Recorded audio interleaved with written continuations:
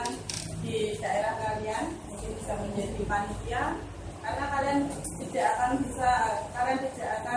melakukan perjuangan berupa peperangan, ya, tapi kalian bisa mengisinya, mengisi kemerdekaan yang sudah diberikan Allah SWT. Kemudian untuk yang kedua, saya hanya bisa mengingatkan kalian bahwa kalian ini berada di lingkungan sekolah Adwiyata, di mana sekolah kita ini berbasis lingkungan. Jadi saya mengingatkan untuk kalian tetap disiplin menjaga kebersihan, ya, menjaga kebersihan diri, kebersihan lingkungan dan sekolah. Kemudian untuk materi praktikum kita ini juga sebetulnya ada hubungannya dengan Adwiyata di sekolah. Nanti saya akan menambahkan dengan pembuatan PC multi user untuk kalian. Ya, jadi materinya memang yang pertama kita akan belajar tentang pembongkaran PC, kemudian perakitan PC, dan akan saya tambah dengan pembuatan PC multi user. Dan itu untuk PC multi user sendiri ini adalah PC yang berbasis lingkungan. Karena apa?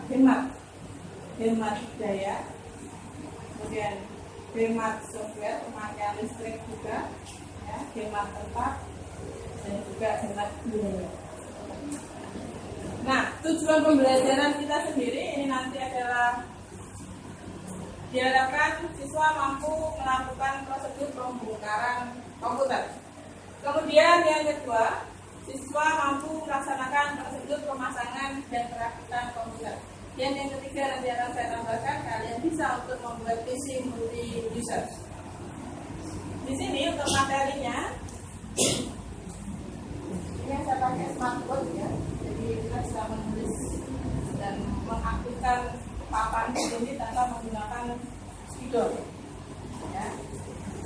Untuk materi pembelajarannya sendiri, kita akan belajar tentang prosedur membongkar komputer dan inventarisasi komponen komputer. Kemudian prosedur pemasangan komponen CPU, RAM, dan pendingin pada motherboard. Kemudian yang ketiga, prosedur pemasangan motherboard pada kotak komputer, pemasangan LED, kemudian keylog speaker, hard disk, floppy, CD, DVD ROM, dan seterusnya. Karena nanti kita akan menambahkan di situ yang namanya PCI Express, yaitu kartu grafis yang dipakai untuk PC multi user dan konektor DVI to VGA. Kemudian yang keempat, prosedur pemasangan kartu jaringan, kartu video, dan kartu suara. Nah, bismillah nanti peran kalian, ya. Ini ada kartu video. Yang kelima, prosedur pemasangan konektor ke input dan output, dan nanti saya tambahkan untuk yang keenam. Itu nanti adalah PC multi user, ya. Dan untuk memulainya nanti kalian akan saya bagi menjadi jumlah kalian 30, ya. Sepertinya masuk semua hari ini. Ya, alhamdulillah kalian sehat semua sehingga bisa masuk sekolah. Jadi untuk pertemuan ini kita akan membagi, karena ada 5 CPU yang bisa dipakai untuk praktikum. Berarti nanti ada 6 siswa yang terbagi dalam 5 kelompok, ya. Jadi satu kelompok nanti jumlahnya adalah 6 anak. Oke, kalian sudah siap dengan kelompok masing-masing? Siap. Ya. Jadi nanti petunjuknya untuk praktikum, nanti kalian ikuti saja apa yang saya perintahkan, saya instruksikan, dan kalian lakukan.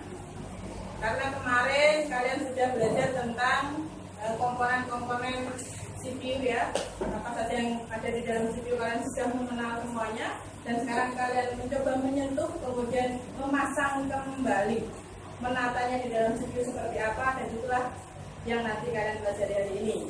Oke, siap dengan kelompoknya masing-masing? Siap. Silakan menuju kelompoknya.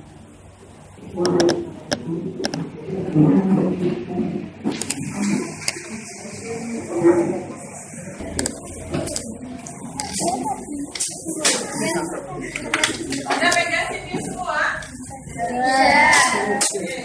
Kamu ngapain? Yang pertama, memutus atau melepaskan kabel yang dihubungkan ke arus listrik. Silakan. Sudah? Kemudian melepaskan konektor kabel keyboard, mouse, monitor pada casing CPU. Sudah dibuka casingnya ya semuanya?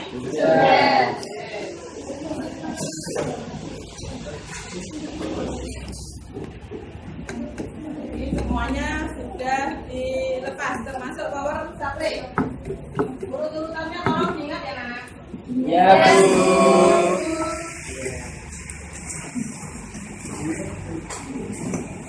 Next, kita akan memulai untuk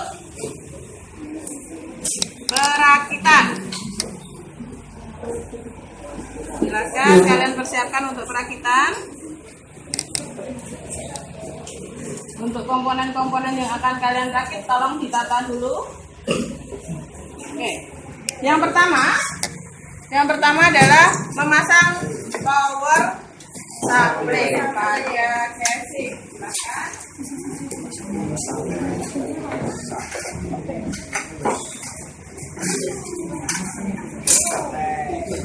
Ini lo power supply.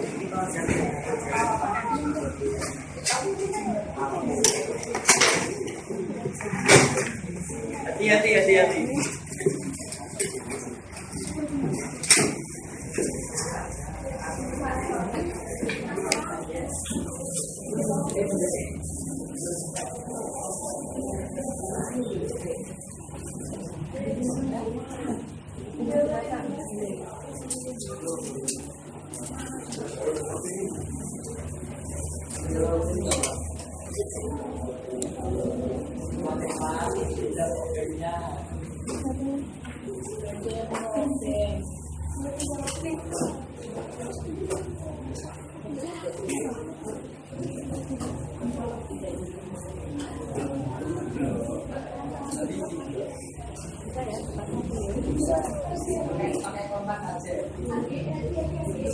Jadi urutannya sama dengan, jadi di flashback ya urutannya. Ketika kalian membongkar, tadi di flashback itu adalah urutan memasang. Kedua, memasang prosesor pada motherboard. Nih motherboardnya, yuk pasang prosesornya. Pasang. Sekarang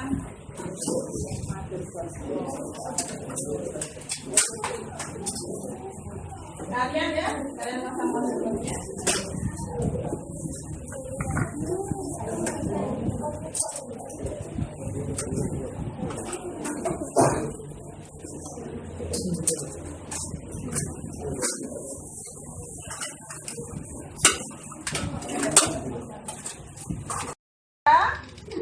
Silakan ditutup dulu casingnya, kemudian silakan lakukan pengecekan dengan menghubungkan CPU hasil rakitan kalian ke monitor.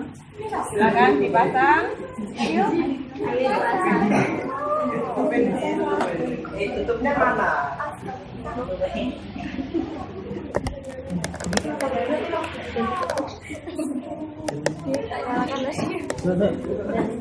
Udah mana? Udah belum?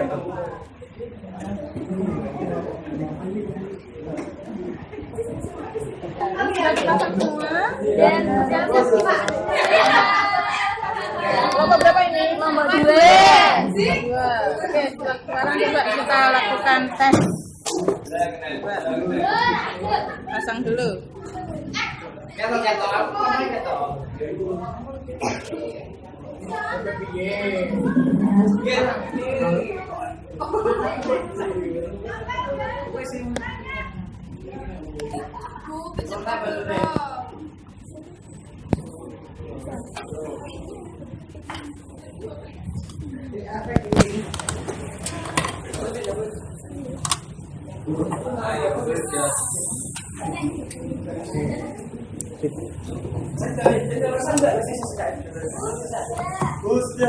Silakan silakan.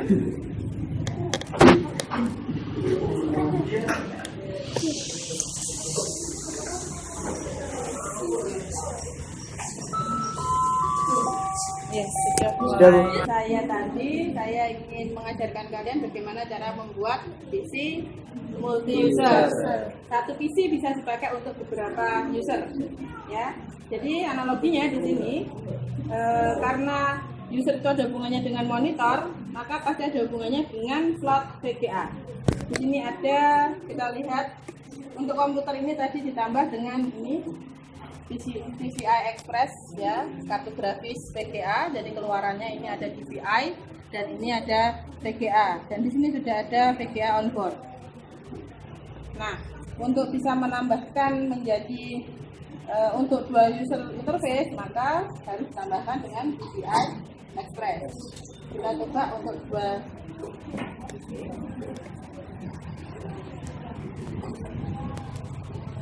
Jangan terlalu kalau ditancapkan saja.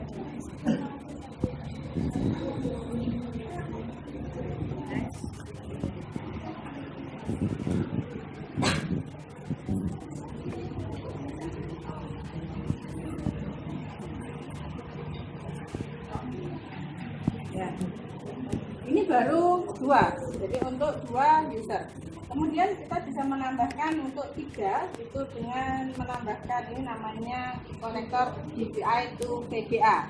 Jadi ini DPI, kemudian ini menjadi VGA keluarannya. Di sini karena sudah ada DPI.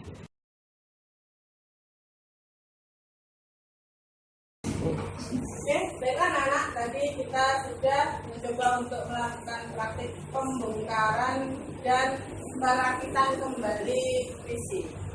Dan bisa dilihat tadi ada 3 kelompok lagi yang berhasil, 2 gagal. Untuk yang 3 nanti saya ucapkan selamat.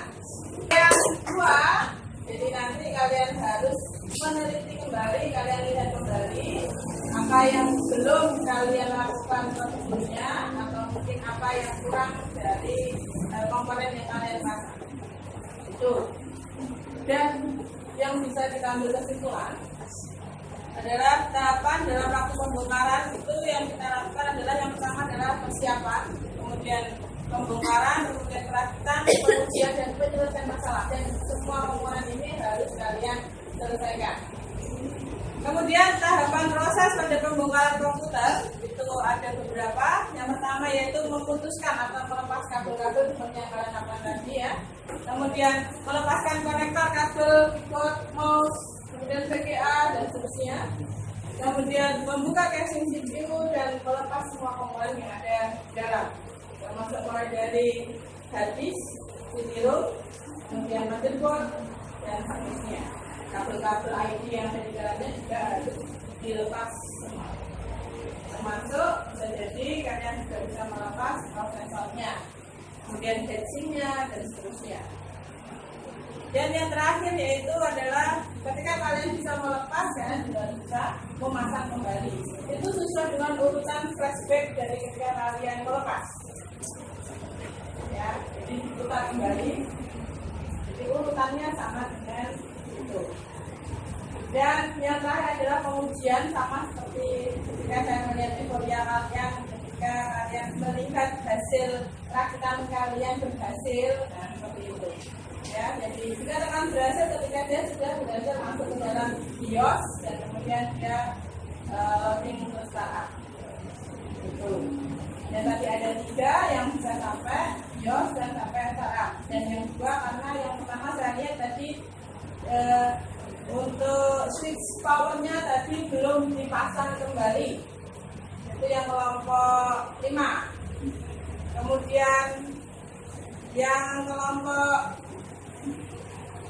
4 itu tadi karena ada komponen yang belum terpasang, ya, dari sisinya yang belum terpasang, jadi tidak terbaca, tidak terpasang dengan benar. Memang sudah dipasang tapi kurang pas, gitu ya.